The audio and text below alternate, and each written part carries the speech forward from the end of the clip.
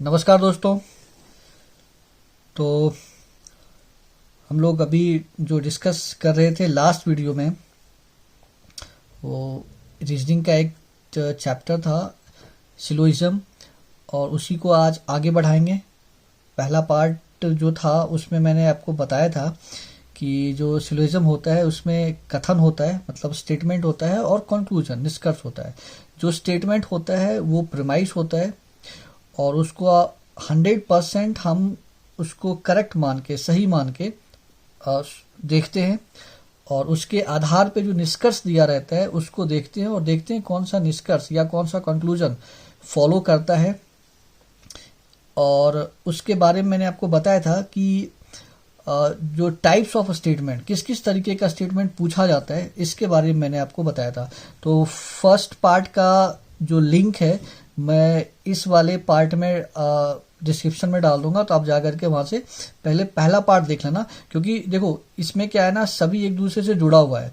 तो जब तक आप पहले वाला पार्ट नहीं समझोगे तो दूसरे वाला समझ में नहीं आएगा, क्योंकि एक दूसरे से सब इंटरकनेक्टेड है। तो आज का जो वीडियो है उसमें मैं आगे बढ़ाता हूँ। लास्ट वाले वीडियो का जो सबसे लास्ट पार्ट था उससे आगे चलते हैं हम लोग। तो मैंने आपको टाइप्स ऑफ स्टेटमेंट में सब कुछ बता दिया था कि किस किस टाइप का स्टेटमेंट होता है।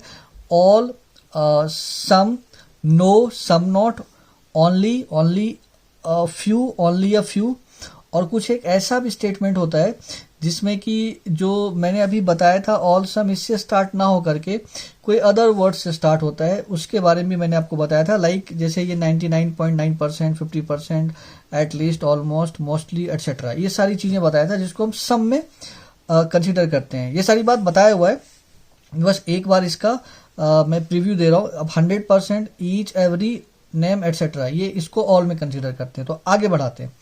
अब मैंने आपको लास्ट वीडियो में बताया था कि कौन कौन सा स्टेटमेंट पॉजिटिव होता है, कौन सा नेगेटिव होता है। आज मैं उसकी बात करूंगा कि भाई पॉजिटिव वाले स्टेटमेंट से अगर सिंगल स्टेटमेंट है तो उसका कंक्लूजन कैसा आएगा।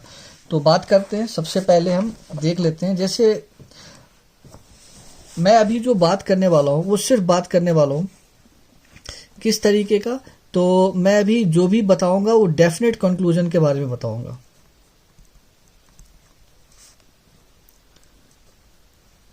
डेफिनेट कंक्लूजन्स के बारे में मैं बात करूंगा। ठीक है, मैंने बताया था कि दो तरीके से कंक्लूजन पूछा जाता है। एक तो डेफिनेट कंक्लूजन पूछा जाता है और एक पॉसिबिलिटीज पूछा जाता है। तो पॉसिबिलिटी को हम लोग बाद में डिस्कस करेंगे, पहले डेफिनेट वाला देख लेते हैं। सबसे पहले मैंने आपको बताया था कि जो ऑल टाइप्स का जो स्टेटमेंट पूछा जाता है वो बेसिकली पॉजिटिव होता है। सम टाइप का भी जो पूछा जाता है वो भी पॉजिटिव होता है। और इसमें जैसे आप इसको मैं एक सेंटेंस में लिख देता हूं, ऑल ए आर बी, तो ये जो स्टेटमेंट है ये पॉजिटिव टाइप्स का स्टेटमेंट है। सम ए आर बी, ये भी कैसा है, पॉजिटिव टाइप ऑफ स्टेटमेंट है। ठीक है, और अगर इसमें दिया हुआ है नो ए इज बी, तो ये नेगेटिव टाइप ऑफ स्टेटमेंट है। और सम ए आर नॉट बी अगर दिया है तो ये भी नेगेटिव टाइप ऑफ स्टेटमेंट है।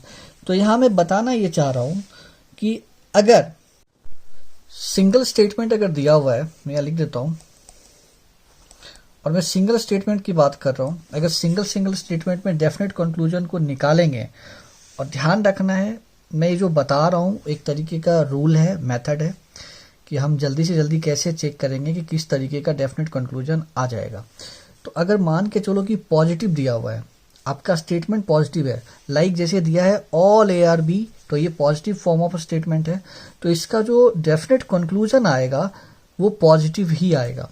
ठीक है, मान के चलो पॉजिटिव कैसे आएगा तो मैं बता देता हूँ। जैसे ऑल ए आर बी दिया हुआ है, ये पॉजिटिव स्टेटमेंट है, तो इससे जो कंक्लूजन निकलेगा वो some A are B, some B are A, all A are B, मतलब जो भी आएगा पॉजिटिव के फॉर्म में ही आएगा, नेगेटिव नहीं आएगा। लाइक यहाँ पे अब जैसे नेगेटिव वाला अगर दिया हुआ है स्टेटमेंट, तो उससे जो डेफिनेट कंक्लूजन आएगा वो नेगेटिव ही आएगा। मतलब अगर नो वाले फॉर्म में दिया हुआ है तो इससे जो कंक्लूजन निकलेगा वो या तो सम नॉट में या नो में ही आएगा, मतलब नेगेटिव में आएगा, पॉजिटिव में नहीं आएगा। ठीक उसी तरीके से सम ए आर नॉट बी है, ये भी नेगेटिव है तो इससे भी नेगेटिव। कहने का मतलब ये है कि अगर आपका स्टेटमेंट पॉजिटिव रहेगा तो डेफिनेट कंक्लूजन पॉजिटिव आएगा, अगर आपका स्टेटमेंट नेगेटिव होगा तो डेफिनेट कंक्लूजन नेगेटिव आएगा। ठीक है, अब दूसरी बात कर लेते हैं। ये सिंगल स्टेटमेंट की बात कर रहा था मैं।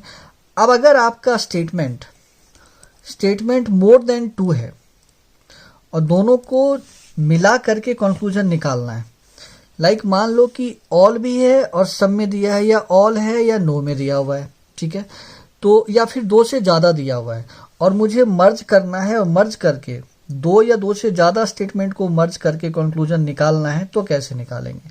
और ध्यान रखना, ये मैं जो बता रहा हूँ डेफिनेट कंक्लूजन की बात कर रहा हूँ, पॉसिबिलिटी की बात अभी मैं नहीं कर रहा हूँ, वो मैं आगे बताऊंगा आपको, क्योंकि मुझे आपको इस तरीके से समझाना है पूरा क्लियरली, ताकि ये एक बार में जितना भी पार्ट मैं बनाऊं इस चैप्टर से रिलेटेड वो आपको अच्छे से समझ में आ जाए, फिर कोई डाउट ही नहीं हो। अगर आप पूरे थ्रू आउट इस चैप्टर को देख लोगे फ्रॉम स्टार्टिंग टू एंड, तो आपको पूरा क्लियर हो जाएगा।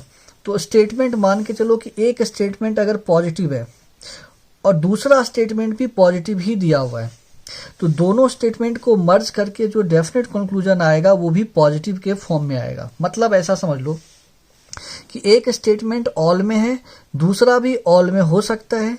ठीक है, तो दोनों को अगर हम मर्ज करके कंक्लूजन निकालेंगे तो पॉजिटिव पॉजिटिव से पॉजिटिव ही आएगा।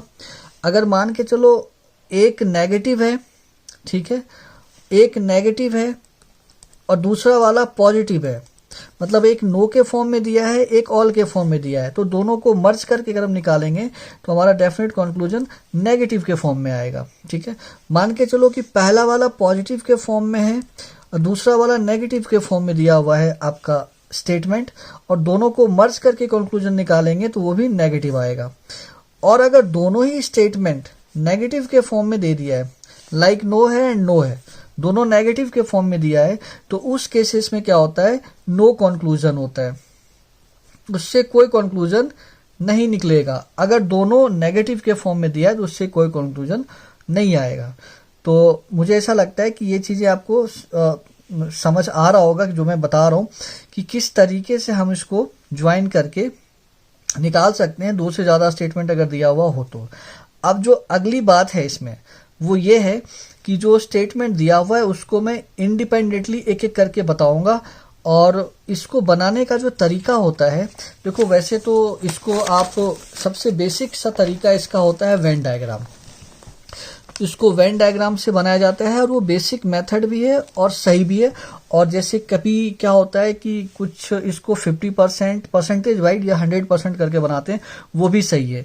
तो मैं ऐसा करूंगा कि पहले मैं आपको इसके बारे में जो वेन डायग्राम से है पहले एक्सप्लेन कर दूंगा अच्छी तरीके से, उसके बाद मैं परसेंटेज वाले मेथड पे आके बताऊंगा। तो सबसे पहले मैं एक एक करके जो स्टेटमेंट है उसका मैं वेन डायग्राम आपको पहले मैं समझा देता हूँ, उसके बाद आगे हम उसके बाद आगे डिस्कस करेंगे। सबसे पहले अगर आपके पास ये स्टेटमेंट दिया हुआ है like all A are B, तो देखो इसका जो डायग्राम के जो डायग्रामेटिक रिप्रेजेंटेशन होगा वो कैसा होगा, कैसा वेन डायग्राम इसका बनाएंगे हम। मैं ये वेन डायग्राम की बात कर रहा हूँ, इसको हम लोग वेन डायग्राम से ही बनाएंगे। तो ऑल ए आर बी का मतलब हो गया ये जो एलिमेंट है, ठीक है, ए को, उसको हम इनर साइड में रखते हैं और इसको कवर करते हैं बी से, तो इसका मतलब हो गया ऑल ए आर बी। ठीक है, मैं सिर्फ अभी डायग्राम बता रहा हूँ वेन डायग्राम, उसके बाद एक एक करके, क्योंकि मैं एक एक चीज को एलेबोरेट करूंगा और वो भी क्लियरली, तो आप इसको ध्यान से देखना। सेकंड, अगर मेरे पास है ऐसा सम ए आर बी, तो इसका जो डायग्राम होगा वो कुछ इस तरीके से होगा। देखो कुछ इंटरसेक्शन एरिया दिखना चाहिए और वो ये वाला है। ठीक है, तो सम ए आर बी इसमें इस तरीके से इसका डायग्राम होगा। ठीक है, third, no A is B, no A is B अगर है तो देखो ए को हम यहाँ पे रखेंगे और बी को यहाँ रखेंगे, और दोनों ही जो ए और बी को डिसकनेक्ट कर देंगे, क्योंकि कोई भी ए बी का पार्ट नहीं है तो उसको अलग रखेंगे। फोर्थ, फोर्थ है सम ए आर नॉट बी। और ये जो मैं डायग्राम बना रहा हूं वो सिर्फ स्टेटमेंट पे जो दिया हुआ है उसी तरीके से बना रहा हूं, ठीक है। ये जो है स्टेटमेंट है उसका डायग्राम बना रहा हूं। सम ए आर नॉट बी अगर दिया हुआ है तो हम पहले ए को बना लेते हैं।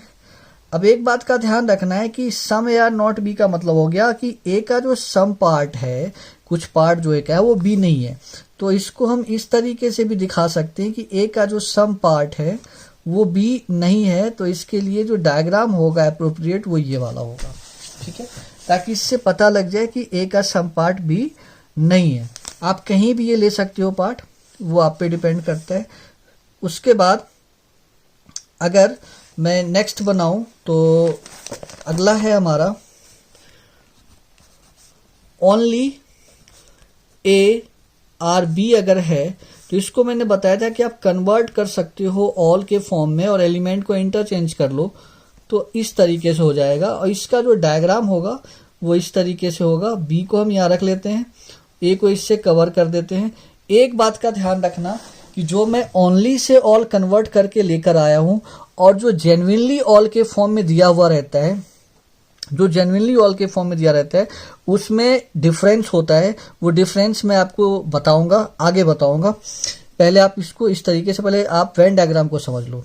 नेक्स्ट आपको मैंने बताया था कि एक हमारा होता है only few A are B. तो जो इसका डायग्राम होगा इसमें क्या कह रहा है, only few A are B, मतलब केवल कुछ ए बी है।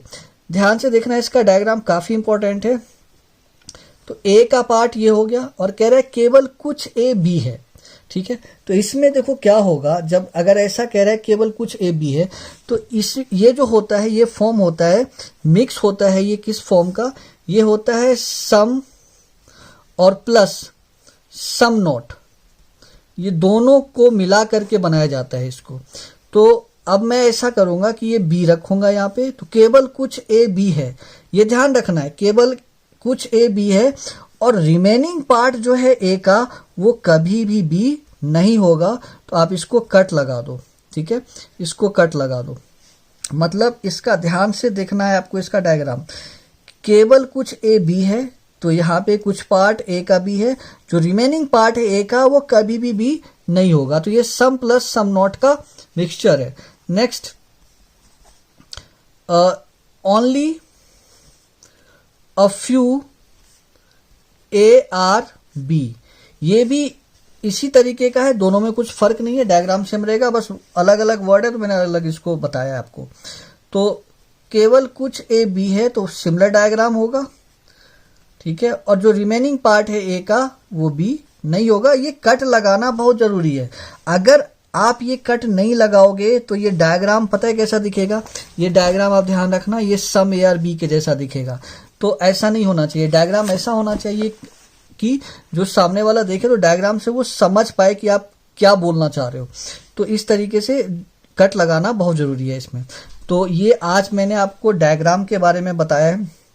अगला जो पार्ट लेके आऊंगा फिर उसके बाद में कुछ स्टेटमेंट और उसके साथ कुछ कंक्लूजन और ऑल और ओनली से जो कन्वर्ट होके ऑल आया उसका मैं डिफरेंस बताऊंगा।